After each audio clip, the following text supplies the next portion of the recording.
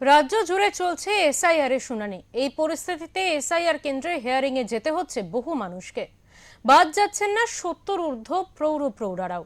মঙ্গলবার এমনই নানান ঘটনা উঠে এলো খবরের তালিকায়।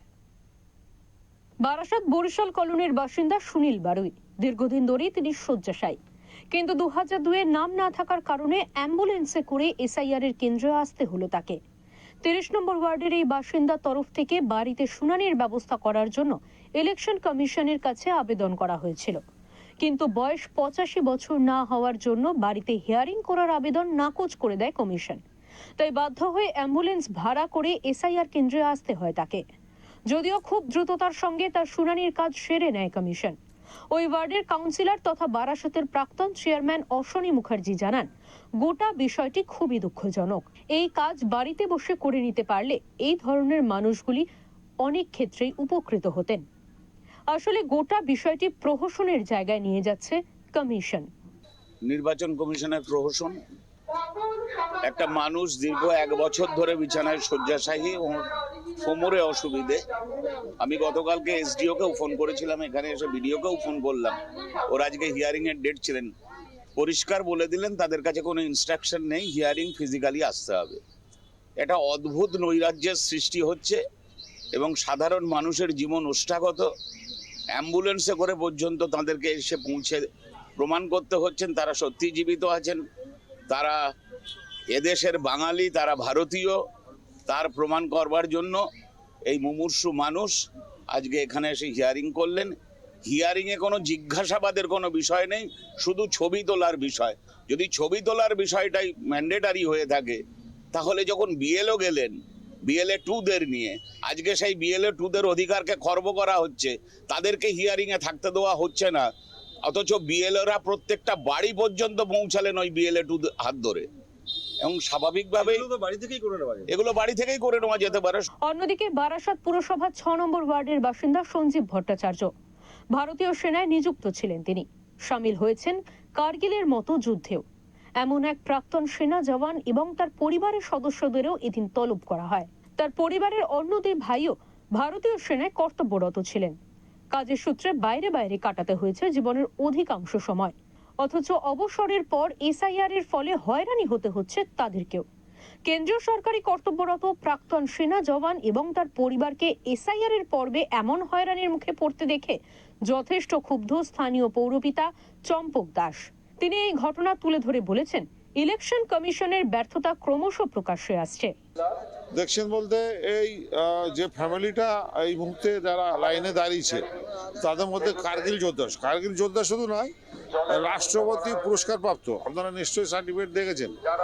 তাকে আজকে ভারতীয় প্রমাণ করার জন্য তাকে লাইনে দাঁড়াতে হচ্ছে।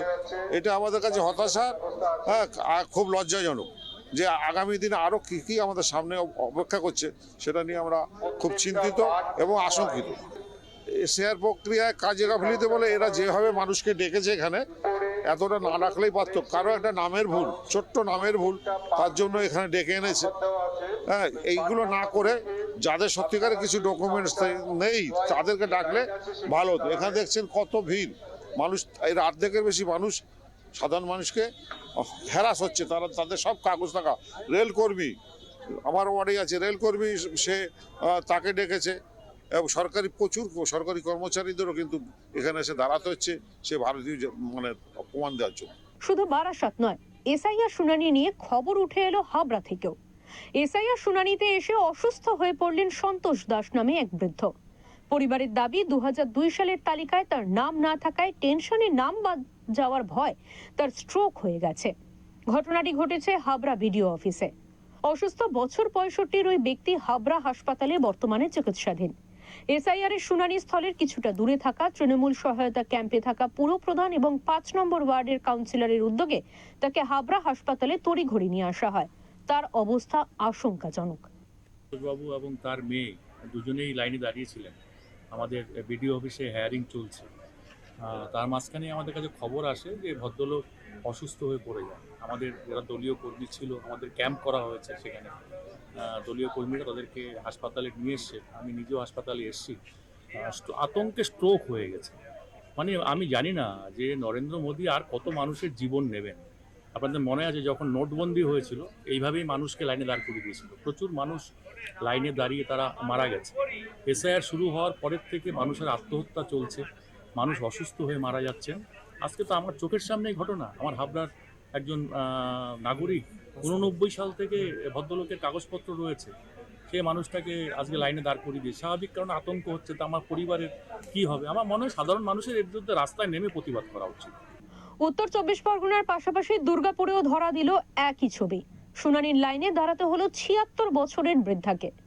দুর্গাপুরের 14 নম্বর ওয়ার্ডের বেনাচিতি সুভাষপল্লীর বাসিন্দা কলি ঘোষ দস্তিদার সম্প্রতি হৃদরোগে আক্রান্ত হয়ে হাসপাতালে ভর্তি ছিলেন। ভেন্টিলেশন থেকে সদ্য ফিরেছেন কিছুদিন আগেই। বুকে বসেছে পেসমেকার বসানোর পর বাড়ি ফেরার সঙ্গে সঙ্গেই শুনানিতে হাজির হওয়ার নোটিশ পান তিনি। শারীরিক অসুস্থতা সত্ত্বেও মঙ্গলবার গাড়িতে করে শুনানি কেন্দ্রে যেতে বাধ্য হন তিনি। এই ঘটনাকে অমানবিক বলে কটাক্ষ করেছে তৃণমূল কংগ্রেস। কলি ঘোষ দস্তিদারের কথায় খুব কষ্ট করে আসতে হয়েছে। তার মেয়ে নিশা ঘোষ দস্তিদার জানান, মায়ের অবস্থা ভালো নয়, বাড়িতে শুনানি হলে অনেক সুবিধা হতো। হ্যাঁ, 76 ইয়ার্স ওল্ড, ওনার এই সার্জারি হয়েছিল, উনি ভেন্টিলেটরে ছিলেন। বাট তারপরে ওনারা বললেন না আসলে আরো প্রবলেম, আবার বাড়ি যাবে, এই পেশেন্টকে নিয়ে আবার কখন কি হবে না হবে, তাই বললেন যে আনাটাই বেটার। তো আমরা খুব কষ্ট করে নিয়ে এলাম। আনার পর এখানে ফুল কোঅপারেশন পেয়েছি, এমন না যে ওনারা কোঅপারেট করেননি, ভালো করেই করে দিয়েছেন। বাট ওই এইসব পেশেন্টকে আনাটা তো একটু চাপ, ওইগুলো যদি একটু বাড়িতে হয় তাহলে সুবিধে হয়। রাজ্যের মন্ত্রী প্রদীপ মজুমদারের অভিযোগ, বিজেপি মনোনীত নির্বাচন কমিশন অসুস্থ ও প্রবীণদের সমস্যায় ফেলছে। উদ্দেশ্য ভোটার কার্ড বাতিল করা। মানবিক এগুলো দেখুন, ইসিআই তাদের নিজের ইচ্ছে মতন করে যাচ্ছে এবং অসুস্থ বয়স্ক নাগরিক, কারণ বয়স হয়ে গেছে, ওনাদের যে লক্ষ্যমাত্রা রেখেছেন 85 বছর, তার থেকেও বেশি। যদি আগে ইলেকশন কমিশনের দায়িত্বে যারা ছিলেন তারা যদি বয়স ভুল রেকর্ড করে থাকেন, ওনারা সেই বয়সেই নেবেন। ওনারা যেখানে সুবিধে সেখানে ওনাদের পুরনো রেকর্ড গ্রহণ করছেন, যেখানে ওদের সুবিধা নয় সেখানে সেটাকে ওরা বাতিল করছে। যদিও জেলা বিজেপির মুখপাত্র সুমন্ত মণ্ডল বলেন, আমরাও চাই শারীরিকভাবে অক্ষম ও প্রবীণদের বাড়িতে গিয়ে শুনানি হোক। কেন ডাকা হচ্ছে তা বুঝতে পারছি না। দেখুন, এর আগেও আমরা দেখেছি যে বিভিন্ন জায়গায় যারা শারীরিকভাবে অক্ষম রয়েছেন, তাদের শারীরিকভাবে যেহেতু অক্ষম আছেন, তারা এসআইআর সেন্টারে সেখানে ঠিকভাবে পৌঁছতে পারছেন না। তার জন্য আমরা বারবার ইলেকশন কমিশনকেও জানিয়েছি যে তারা যেন এই যারা শারীরিকভাবে অক্ষম আছেন বা যারা খুব বয়স্ক আছেন, যারা পৌঁছতে পারছেন না এসআইআর সেন্টারে যেখানে ভেরিফিকেশন হচ্ছে, আমরা বলবো ইলেকশন কমিশনকে এই ব্যবস্থাটা সঠিকভাবে করার জন্য।